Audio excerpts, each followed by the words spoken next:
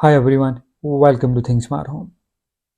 If you are planning to use custom integrations or community created content on your Home Assistant, then the easiest way to install and update this is by using HACS. So let's have a look how to install HACS on Home Assistant. The first step is to enable advanced mode on your profile. So to do that, go to your profile and then scroll down and then enable advanced mode. Next step is to install SSH add-on. So to do that, go to settings, click on add-on, then click on add-on store and search for SSH. Click on the add-on, then click on install. While the add-on is installing, please take some time to give this video a thumbs up. Also consider subscribing to this channel and press the bell icon to get notified when I release any video about smart home automations or a home network security and storage. Alright, so add-on is installed. So I'll enable the watchdog toggle and show on the sidebar, so we should be able to see the terminal on the sidebar. So before we go ahead and start the add-on, just click on configurations and then we need to enter any password. I have entered a password which is very simple, but I highly recommend to enter a strong password. Click on save and go back to info tab and then click on start add-on. Add-on is started. Now click on open web UI. In here we need to run a command which will download HACS into the Home Assistant. I'll leave the command down in the description below and you can copy that and hit Ctrl V on Windows or Command V on Mac and then hit enter.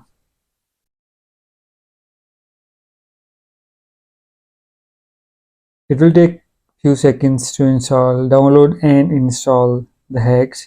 You will see a last line telling you to reboot your Home Assistant.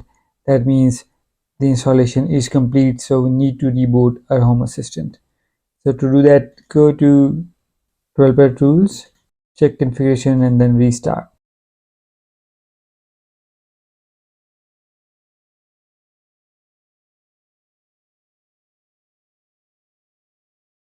Once restart is complete, go to settings and then click on devices and services and then click on add integrations. Here search for HACS. You can see the HACS integration. Just click on this one. Before we can set up HACS, we need to acknowledge few things. So just read them through and then acknowledge all of them and then click on submit. You must have a GitHub account to use HACS. So if you have not created your GitHub account already, just simply go to GitHub site and then create an account. It's simple and free.